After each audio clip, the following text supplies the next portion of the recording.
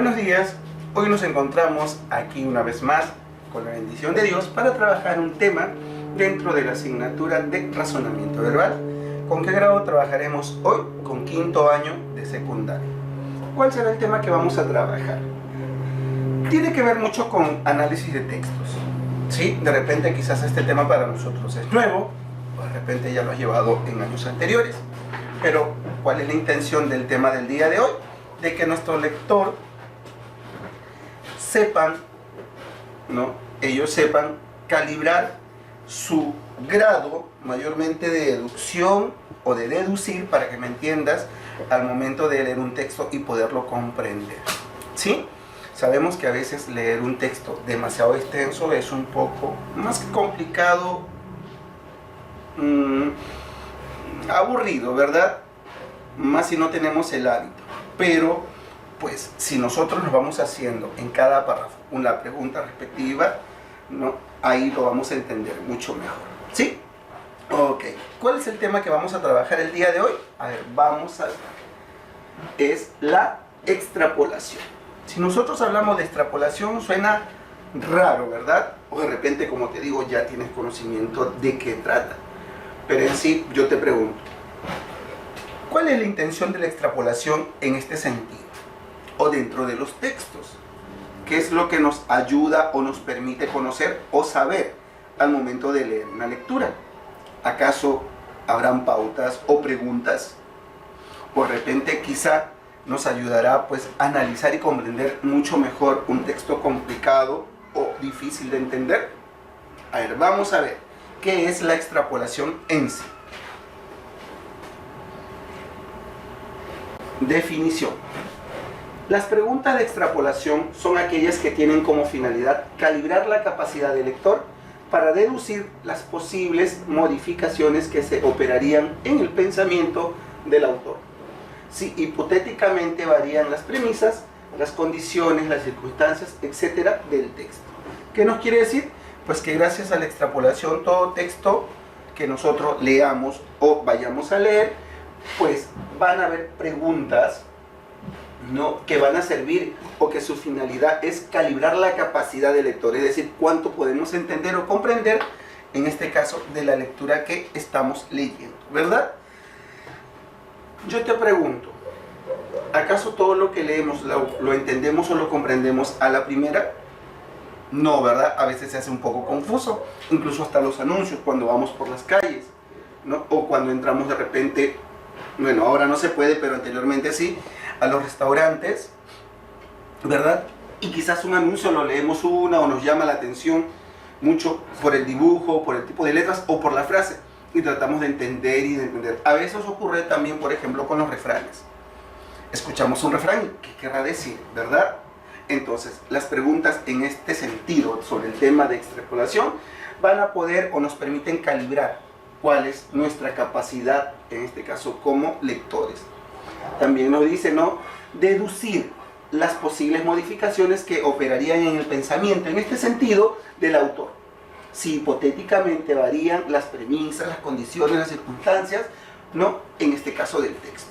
Pero para eso vamos a verlo a continuación, ¿sí? Vamos a ver cuál es el siguiente paso. Forma de plantear este tipo de preguntas. A ver, vamos a ver. La primera dice, si se negara, ¿sucedería qué?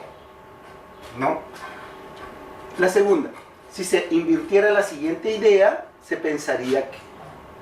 La tercera forma de plantear este tipo de preguntas sería, si creamos el supuesto de, la consecuencia sería. A ver, vamos a ver, ¿sí? Texto 1 dice, Roger Bacon heredó de su maestro Roberto Gross su afición a las ciencias y su inquietud por la metodología. ¿Sobre quién vamos a hablar en este sentido? Sobre Roger Bacon. ¿Qué nos dice? Que él hereda de su maestro Robert Gross la afición por las ciencias y sobre todo la inquietud, esa inquietud que quizás muchos tenemos por la metodología. En la edad de oro de la filosofía, quiere decir en esta etapa donde la filosofía fue el boom, y tecnología escolástica, cuando prevalece en todas las escuelas el método racional deductivo y se desdeña la utilidad práctica del saber, Roger Bacon constituye una excepción notable. A ver, vamos a ver qué más sigue.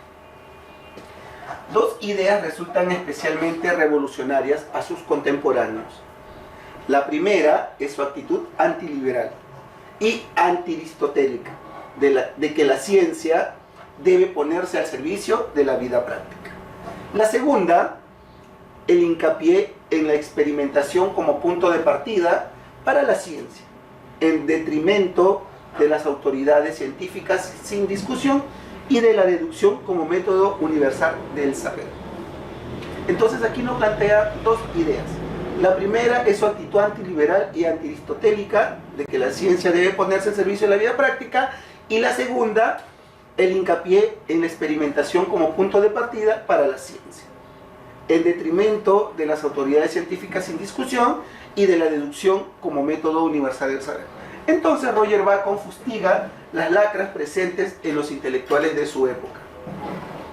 La ocultación de la propia ignorancia con la retórica y dialéctica verbal, la falta de inquietud científica que se refugia en lo dicho por los antiguos, los prejuicios que entorpecen el avance verdadero del saber. ¿Te das cuenta? Si nosotros podemos volver a leer el último o este párrafo, vamos a entender quizás en resumen qué es lo que piensa o qué es lo que pues, nos plantea o nos dice, en este caso Roger Bacon, ¿verdad? También cabe recordar que para leer un texto así, que por primera vez quizá llega a nuestros ojos o a nuestra cabecita, van a haber palabras un poco desconocidas para nosotros, ¿no? O sea, no vamos a entender o no vamos a saber su significado. De ayuda serviría bastante tener o contar con un diccionario al lado, como por ejemplo tenemos la palabra aquí, fustiga, ¿no? Sabemos que es un lacra, ¿verdad? Lacra es lo que no sirve, ¿no? Lo que ya está desechado, ¿verdad? Lo peor, lo último. ¿Pero qué será fustiga? A ver, ¿tienes conocimiento? ¿Sí? ¿No? Más o menos una idea. Entonces, eso nos ayudará a entender y comprender un poco más el texto, ¿sí? Ok, seguimos. Pregunta por extrapolación por condición supuesta. A ver, vamos a ver. 1.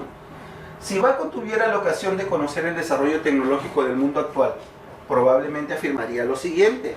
A ver, vamos a ver. A. Tanto la deducción como la experimentación son los principales métodos del saber. B. La filosofía es actualmente una actitud superflua para el logro de algún avance científico. C. Es deplorable que tanto avance científico haya sido utilizado con fines bélicos y depredadores. D. Su tesis acerca de los fines de la ciencia están palmariamente demostradas en dicho desarrollo. Y E. Es absurdo que hoy se siga estudiando escrupulosamente a Aristóteles en las universidades. Entonces, aquí tenemos 5 alternativas y haciendo uso de la extrapolación, es decir, sacando nuestras propias conclusiones de acuerdo a las preguntas que se podrían hacer al tipo de texto que acabamos de leer, que es sobre, en este caso, Roger Bacon. ¿Cuál crees tú que vendría a ser la respuesta? La pregunta 1 dice: si Bacon tuviera la ocasión de conocer el desarrollo tecnológico del mundo actual, ¿qué afirmaría probablemente? Tanto la deducción como la experimentación son los principales métodos del saber. La filosofía es actualmente una actitud superflua para el logro de algún avance científico. Es deplorable que tanto avance científico haya sido utilizado con fines bélicos y depredadores. Su tesis acerca de los fines de la ciencia están palmariamente demostrados en dicho desarrollo. ¿O es absurdo que hoy se sigue estudiando escrupulosamente a Aristóteles en las universidades? ¿Cuál crees tú que sería la respuesta? ¿Verdad? Entonces, de esa manera, con las preguntas que nos mostró el tema en la diapositiva anterior, podemos dar o encontrar respuesta a esta gran interrogante. ¿Sí? Ok, continuamos. A ver, en el texto número 2 dice, perdón, ¿qué es nirvana? Que siempre se evoca al hablar del budismo. Según esta religión, todo ser vivo se reencarna tras su muerte en un nuevo cuerpo para llevar en él una nueva existencia más o menos feliz. Sin embargo, el dolor siempre está presente. El único medio de escapar a este círculo sin fin, que es vida, muerte y reencarnación, es alcanzar el nirvana. Acceden al nirvana los sabios que como Buda llegan al acontecimiento perfecto, tras una larga serie de existencias terrestres. Para ello es preciso haberse desprendido de todo apego al mundo, ser capaz de difundirse en el gran todo universal, de fusionarse con el cosmos. El nirvana no es paraíso, un cielo como el de la religión cristiana. Es más bien un estado de reposo absoluto, de eterna calma. Por tanto, quien entra en el nirvana ya no se reencarna, no conocerá más el dolor. Se habrá librado para siempre del mal, del error y de todos los sufrimientos de la vida terrestre. ¿Entendiste el texto? ¿Sí? A ver. Volvemos a leerlo para entenderlo un poco más. Dice, pero, ¿qué es nirvana que siempre se evoca al hablar del budismo? Según esta religión, estamos hablando de todo ser vivo se reencarna tras su muerte en su nuevo cuerpo para llevar en él una nueva existencia más o menos feliz. Sin embargo, el dolor siempre está presente. El único medio de escapar a este círculo sin fin, que es la vida, la muerte y la reencarnación, es alcanzar el nirvana. Acceden al nirvana los sabios, que como Buda llegan al acontecimiento perfecto, tras una larga serie de existencias terrestres. Para ello es preciso haberse desprendido de todo apego al mundo, ser capaz de difundirse en el gran todo universal, de fusionarse con el cosmos. El nirvana no es paraíso, un cielo como el de la religión cristiana. Es más bien un estado de reposo absoluto, de eterna calma. Por tanto, quien entra en el nirvana ya no se reencarna, no conocerá más el dolor, se habrá librado para siempre del mal, del error y de todos los sufrimientos de la vida terrestre. Ok, a ver, vamos a ver cuáles son las preguntas. ¿Sí? Preguntas por extrapolación, por condición negada. A ver, dice, si el autor tomara como punto de partida lo contrario de lo afirmado, entonces podría deducir que, a ver, vamos a ver, A, el nirvana es un estado de sosiego. B, el nirvana permitiría el acceso de los sabios. D, los católicos anhelan la desaparición del averno. Los cristianos aspirarían a alcanzar el nirvana.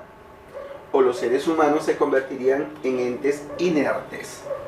¿Cuál crees tú que sería aquí la respuesta? Según la pregunta por extrapolación, por condición negada.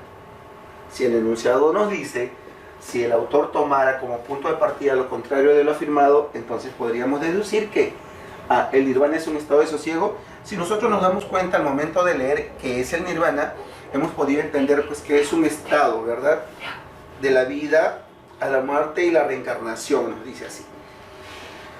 B, el nirvana permitiría el acceso de los sabios, y dicen que ahí, pues, inteligentemente quienes entran, dice, ¿no?, acceden al nirvana los sabios que como Buda llegan al conocimiento perfecto, dice. O C, los católicos anhelan la desaparición del averno. D, los cristianos aspirarían a alcanzar el nirvana. Y E, los seres humanos se convertirían en entes inertes. ¿Cuál sería aquí la respuesta, verdad? Entonces, gracias, o en este caso, con el tema de la extrapolación, nosotros podemos analizar, deducir, sintetizar y llegar así más práctico, ¿no?, o más rápido, si fuera posible, a lo que es la respuesta de las interrogantes que nos lanzarían o nos entregarían en este sentido de cada texto, ¿verdad? Muy bien. Entonces, ¿qué es lo que vamos a hacer ahora? Ahora vamos nosotros a leer los textos que se encuentran en tu libro, en la página número 153, ¿sí? Y vamos a desarrollar. ¿Estamos de acuerdo? Ok, teniendo siempre en cuenta las preguntas o la forma de plantear los tipos de preguntas. Si se negara, sucedería que, si se invirtiera la siguiente idea, se pensaría que, si creamos el supuesto de la consecuencia sería, ¿verdad?, que nos ayuden un poco de repente para poder comprender y entender los textos, ¿sí? A ver, vamos a ver. Juntos vamos a desarrollar o intentar de encontrar la respuesta para las siguientes preguntas, ¿sí? Ok, dice, resolviendo en clase, página número 153. Lee atentamente y responde las preguntas propuestas. A ver, vamos a ver cuáles son, en este sentido, ¿O en qué consiste la lectura? Dice, en Japón, muchos animales y plantas conllevan un significado simbólico. En el caso de la flor de Sakura, aparte de ser el símbolo de la primavera, representa la belleza efímera. La razón, luego de florecer, se marchita y cae en poco tiempo, alrededor de 7 días luego de la floración. Desde que brota la primera flor de Sakura en Japón, empieza una gran expectativa, hasta observar todos los árboles en flor. Al respecto, hay apelativos especiales que se usan para verificar el porcentaje de floración de los árboles de Sakura. Cuando está alrededor del 30% se le llama Sambunsaki. Cuando se encuentra en un 50% recibe el nombre de Gobunsaki. Y cuando todas las flores llegan a florecer se le denomina Mankai. Repito, cuando esté en el 30% su floración se le llama Sambunsaki. Cuando llega o se encuentra en el 50% se le dice Gobunsaki. Y cuando ya todas las flores llegan a florecerse se le denomina Mankai. Repetimos, Sambunsaki, Gobunsaki y Mankai. Normalmente el Mankai tiene lugar alrededor de 10 días luego del brote de la primera flor. Sin embargo, al cabo de 2 semanas, casi todas las flores ya se han caído o marchitado. En Japón hay una frase que dice, Sakura no hana wa patosai patoshiru, que quiere decir la flor de Sakura florece y cae rápidamente. Y hana no inochi wa mihikai quiere decir la vida de la flor es corta. ¿Sí? Entonces, ¿sobre qué hemos hablado en este texto?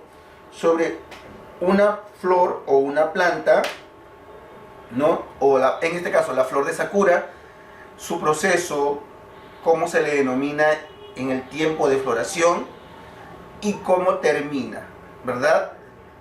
Y qué ocurre, cuándo se celebra, qué significa para los japoneses en este sentido. ¿Sí? Ok. Dice, debido a su belleza intrínseca y a su corto periodo de vida, el florecimiento de los árboles de Sakura es todo un acontecimiento festivo nacional, el mismo que recibe el nombre de Ohanami. El mes oficial para el comienzo del Ohanami es en abril, llamado también Shigatsu o Usuki, mes en el cual las pequeñas y blancas flores, Unohana, están en plena floración.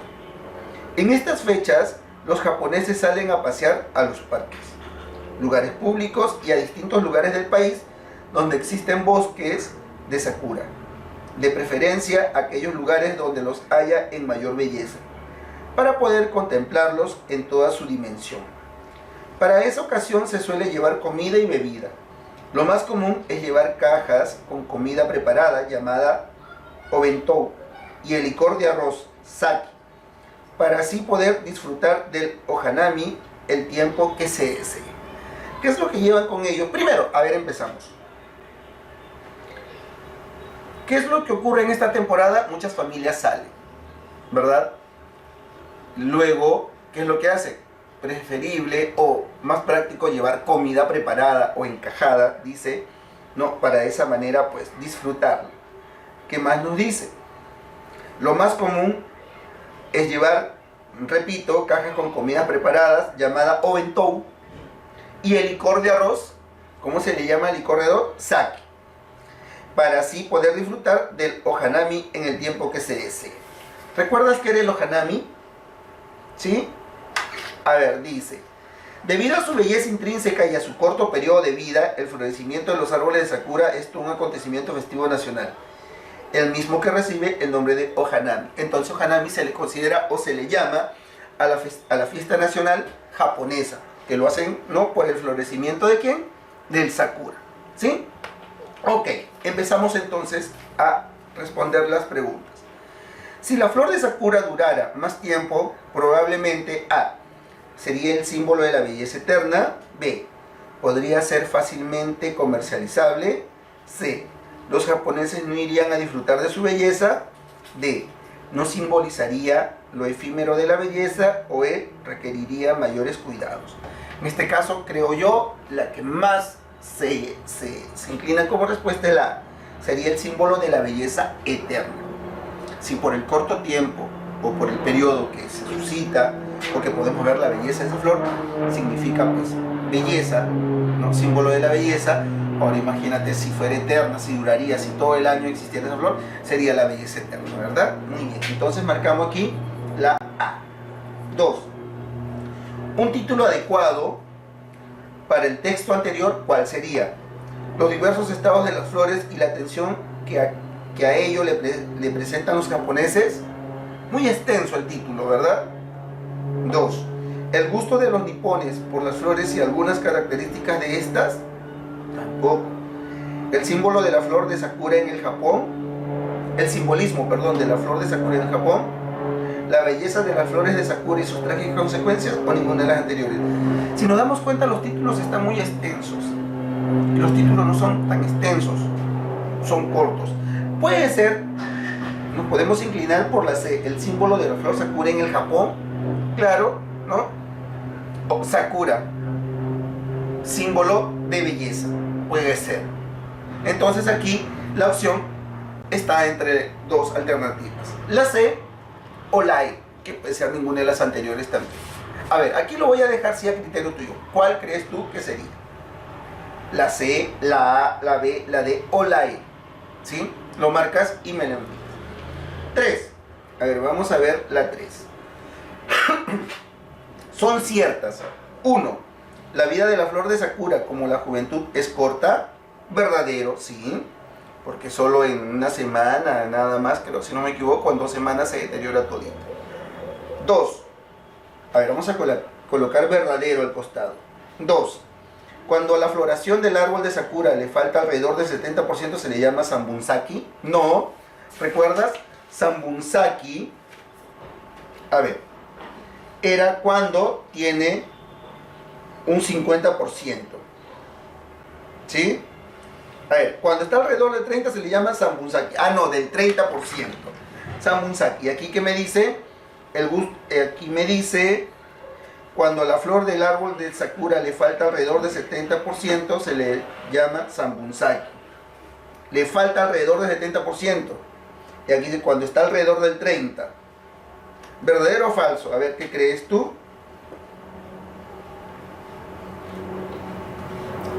Cuando a la floración del árbol de Sakura le falta alrededor del 70%, le llama Sambunsaki. Pero aquí me dice, cuando está alrededor del 30%, se le llama Sambunsaki. ¿Verdadero o falso? Si nosotros lo vemos de esa manera, si le falta el 70, se le llama Sambunsaki. Si está en el 30, se le llama Sambunsaki. Las dos serían verdaderas, ¿verdad? Viéndolo por ambos lados. A ver, vamos a ver. La tercera, el Mankai dura solo 10 días. ¿Es verdad? El Mankai, ¿cuánto dura? 10 días. Normalmente el Mankai tiene lugar alrededor de 10 días, luego del brote de la primera flor. Exacto, verdadero. Si las 3 fueran verdadero, ¿existe alternativa que tenga las 3? No. Existe alternativa que tiene la 1 verdadero y la 3 verdadero. Entonces, ¿cuál sería? La C. Marcamos la C. Muy bien. Son ciertas. 1. ¿Los árboles de Sakura viven poco? Falso. No es los árboles, sino es la flor de Sakura. No, la flor de Sakura sí vive poco tiempo. El licor de arroz se llama sake. Verdadero. A la gente de Japón le gusta la flor de Sakura. Verdadero. ¿Hay alternativas que tengan la 2 y la 3 verdadero? Sí. ¿Cuál? La D. Muy bien. Y 5. Kero Hanami, ¿recuerdas? El momento en que la floración del árbol de Sakura está al 30, no. Las cajas de comidas preparadas, no. ¿Cómo se llaman a la caja de comidas preparadas? A ver, ¿sabes cómo se le llama?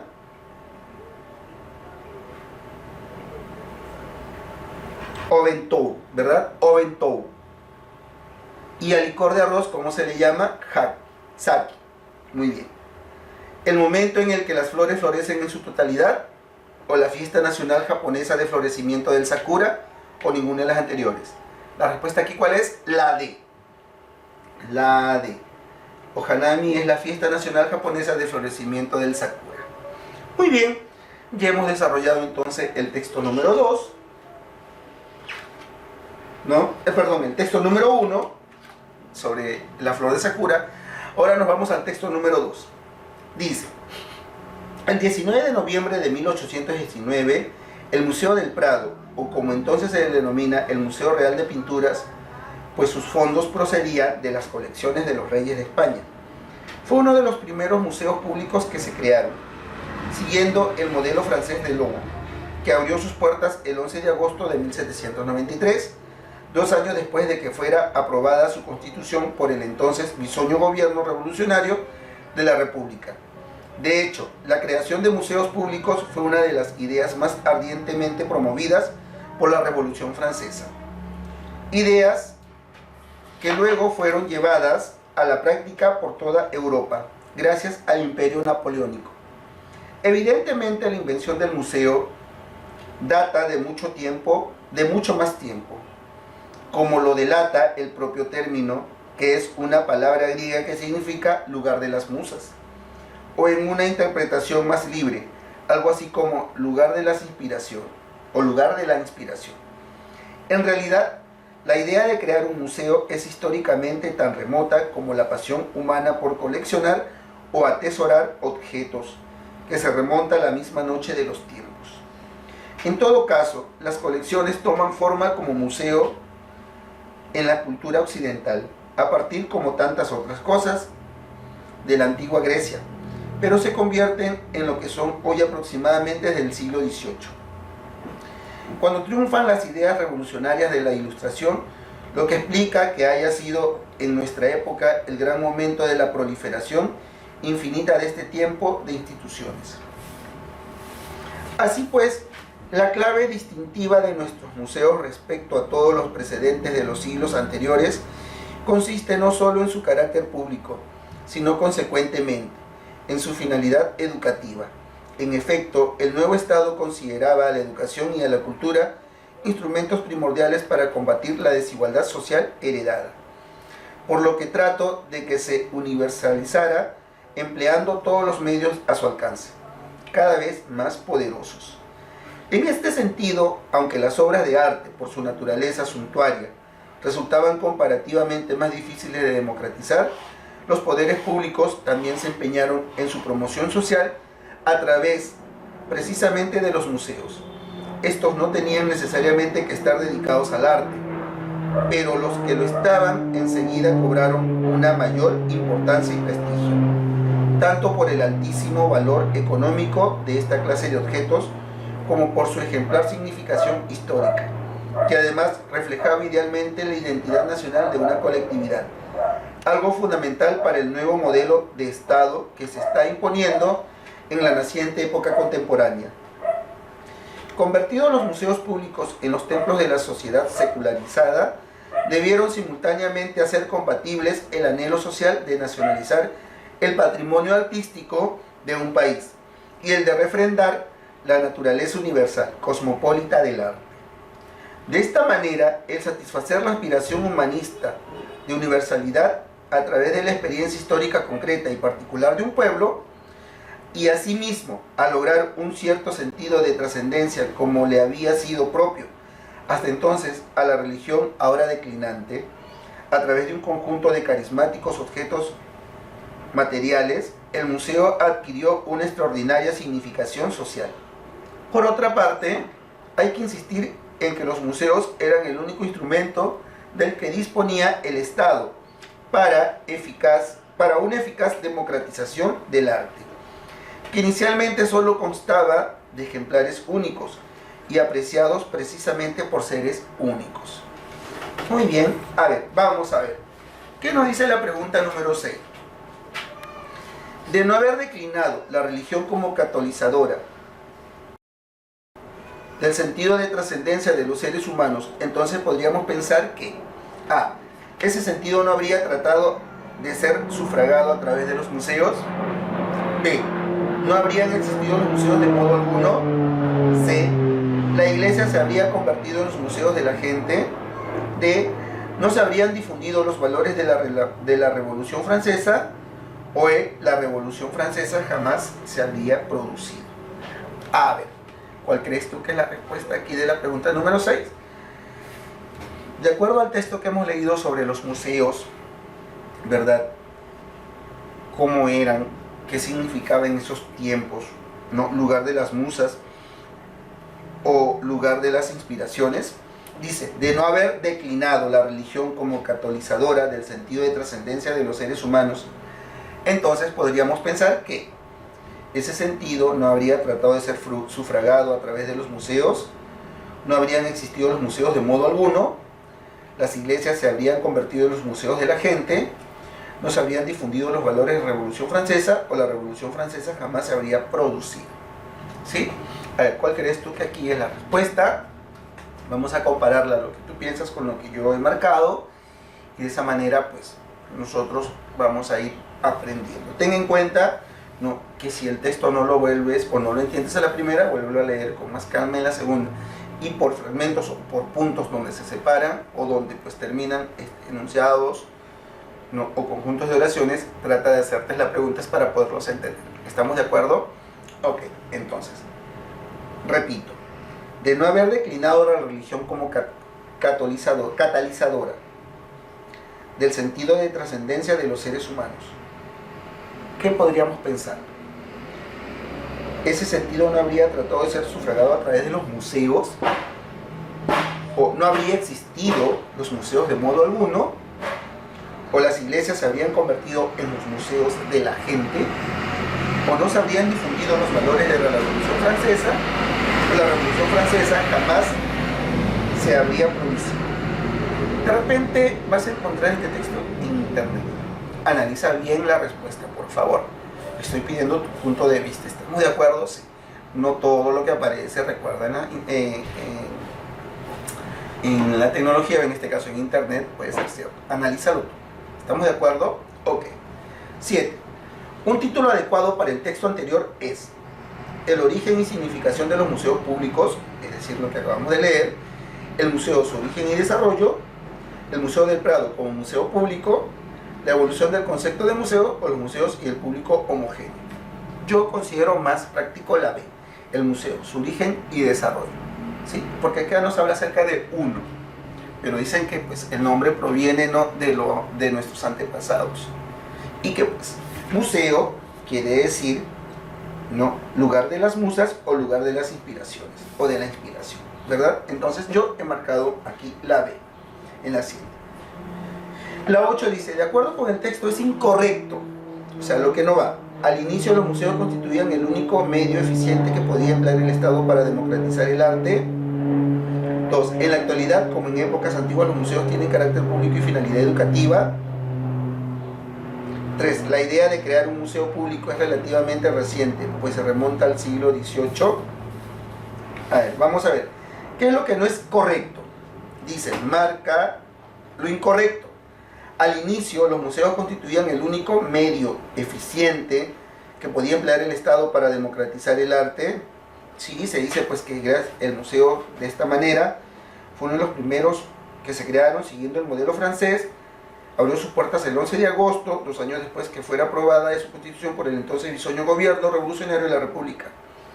La creación de museos públicos fue una de las ideas más ardientemente promovidas por la Revolución Francesa, ideas que luego fueron llevadas a la práctica por toda Europa, gracias al Imperio Napoleónico. Dice, la invención del museo data de mucho más tiempo, como lo delata el propio término, que es una palabra griega que significa lugar de las musas o lugar de inspiración. Dice, la idea de crear un museo es históricamente tan remota como la pasión humana por coleccionar o atesorar objetos. En todo caso, las colecciones toman forma como museo en la cultura occidental, con tantas otras cosas de la antigua Grecia, pero se convierte en lo que son aproximadamente hoy desde el siglo XVIII. Hasta ahí vamos. Cuando triunfan las ideas revolucionarias de la Ilustración, lo que explica que haya sido en nuestra época el gran momento de la proliferación infinita de este tipo de instituciones, ¿no? Entonces, de acuerdo, dice, al texto, lo que nosotros vamos leyendo, hemos leído, ¿cuál es lo incorrecto? Al inicio los museos constituían el único medio eficiente que podían emplear el Estado para democratizar el arte. En la actualidad, como en épocas antiguas, los museos tienen carácter público y finalidad educativa, sí, porque de esa manera nosotros podemos recordar lo pasado, ¿no? Siguiente, la idea de crear un museo público es relativamente reciente, pues se remonta al siglo. Entonces en este caso sería la 3, perdón. Dice, la idea de crear un museo público es relativamente reciente. No, esto viene de años, casi cuánto tiempo, ¿verdad? Entonces la E, aquí, ¿sí? Ok. 9. Sobre el museo actual podemos afirmar que el museo actual tiene como antecedentes las colecciones que en la antigua Grecia tomaron la forma de museo. Sí. El término es de origen griego y su significación se relaciona con la idea de inspiración. Es de origen griego. 3. Adquirió una gran significación social en la época contemporánea. ¿Qué podemos afirmar? A ver, tiene como antecedentes las colecciones que en la antigua Grecia tomaron de forma de museo y adquirió una gran significación social en la época contemporánea. La D, muy bien, marcamos la D. Correcto. Muy bien. La 10 también tú la vas a marcar. Dice, ¿a qué hace referencia el autor cuando afirma que el museo adquirió una extraordinaria significación social? Que el museo satisfizo el ideal humanista de universalidad mediante la plasmación de la experiencia histórica concreta de un pueblo. El museo tenía una finalidad cultural y educativa empleada por el Estado con el fin de democratizar el arte. El sentido religioso del museo, que lo convirtió en un templo, le permitió proyectarse a la sociedad en su conjunto. A ver, ¿cuál crees tú que es? El museo satisfizo el ideal humanista y universal mediante la plasmación de experiencias históricas concretas de un pueblo. Sí, la 1 sí, puede ser. La 2, el museo tenía una finalidad cultural y educativa empleada por el Estado con el fin de democratizar el arte. Y la 3, el sentido religioso del museo, que lo convertía en un templo, le permitía proyectarse a la sociedad en su conjunto. ¿Cuál crees tú que es la respuesta aquí? En este sentido de la 10. Y la 11, sobre el Museo del Prado, es verdadero. A ver, 1. Inicialmente estuvo constituido por las colecciones de los reyes de España, verdadero. Tomó el modelo francés de Louvre, verdadero. Fue uno de los primeros museos públicos que se crearon, verdadero. Fue establecido durante la Revolución Francesa. A ver, ¿cuál crees tú que es? Yo pienso que es la B. Marcamos la B. Muy bien. Ahora el texto número 3. A ver, ya hemos hablado sobre la flor de la belleza, ¿no? Que es Sakura, sobre los museos. Y ahora vamos a ver sobre qué hablaremos en el texto número 3. Dice, ¿quiere usted saber cómo es un extraterrestre? Pues mírese al espejo. ¡Wow! Todos los seres vivos de la Tierra tienen su origen en el espacio. Esta es una de las atrevidas conclusiones que se desprenden de la teoría de moda sobre el origen de la vida, la panspermia. Panspermia. ¿Sí? La panspermia. A ver, ¿qué más dice? Le expuso a inicio del siglo el fisioquímico sueco Arrhenius, que obtuvo el premio Nobel en 1903 por la teoría de la disociación electrolítica. Según Arrhenius, las minúsculas formas originales de la vida en la Tierra procedían del espacio exterior y llegaron a nuestro planeta empujados por algún viento espacial. Su propuesta no tenía base científica, pero sirvió como soporte para la sólida teoría que expusieron Fred Hoyle y Chandra, según los cuales son los cometas los que transportaron los microorganismos, bien protegidos de los hielos estelares, gracias al calor que desprende el núcleo cometario. Uno de los más sólidos argumentos que apoyan la teoría consiste en cuestionar las tesis evolucionistas sobre el origen de la vida.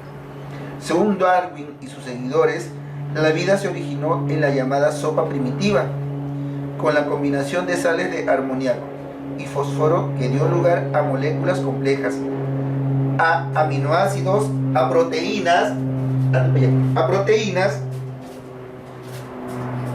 a genes y a organismos capaces de sufrir mutaciones cada vez más complejas.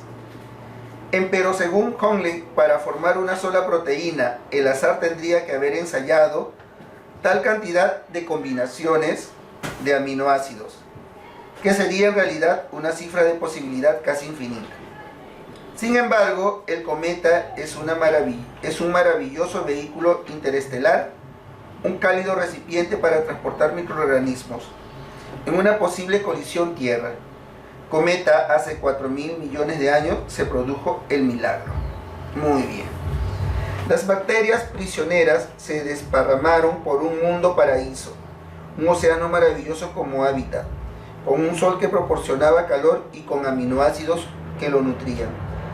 Mas esta bella historia se complica cuando, según los mismos científicos, los cometas no solo trajeron la vida, sino que cada vez que uno de ellos pasa cerca de la Tierra, la inunda de bacterias que son causa directa de las epidemias sufridas por el hombre. A ver, pregunta número 12 dice: el tema tratado en el texto es similitud entre lo humano y lo extraterrestre, la historia de una hipótesis científica, el posible origen extraterrestre de las epidemias, la teoría de la panspermia o las bacterias prisioneras. Yo aquí marqué la similitud entre lo humano y lo extraterrestre. Muy bien. En la 13, marca la respuesta correcta según el autor del texto. Todos los seres vivos de la Tierra tienen su origen en el espacio. La panspermia es la teoría de moda sobre el origen de la vida, o la panspermia es una teoría con sólida base científica. ¿Cuál es aquí? Yo marqué la B, 1 y 2 son verdaderos. 14. La idea principal del texto es: la panspermia es una teoría revolucionaria. Según cierta teoría, el origen del hombre puede estar en el espacio. Todos los seres vivos de la Tierra tienen su origen en el espacio. Darwin y sus seguidores no apoyan la teoría de la panspermia. No se puede postular un origen terrícola de la raza humana. ¿Cuál es? La C. Aquí marqué la C. Y en la 15, si Arrhenius no hubiera postulado que minúsculas formas originales de la vida en la Tierra procedían del espacio exterior y llegaron a nuestro planeta empujados por algún viento espacial, entonces A. Su propuesta no habría carecido de base científica. B. Su teoría no habría servido como soporte de la teoría de Feynman y Channel. C. Darwin no habría postulado su teoría de la llamada sopa primitiva. D. Los cometas no servirían como recipiente para transportar microorganismos. O E. Su teoría carecería de adeptos en el mundo. Yo aquí marqué la B, ¿sí? En la 15 la B. De esta manera entonces hemos trabajado los 15 ejercicios, bueno, excepción de 2 que lo quiero comprobar contigo, ¿verdad? Sobre tu punto de vista. Luego tú vas a desarrollar los ejercicios reforzando lo aprendido y practicando en casa, es decir, de la página 157 a la 162, ¿sí? Muy bien, entonces ya sabes cuál es la técnica, ¿no? Desarrolla, le tomas foto como evidencia y me lo envías a mi correo, ¿sí? Ok, entonces el tema que hemos trabajado el día de hoy es la extrapolación con quinto año secundaria. Espero haber llegado a ti y nos encontramos la próxima. Que tengas buen día. Gracias, nos vemos.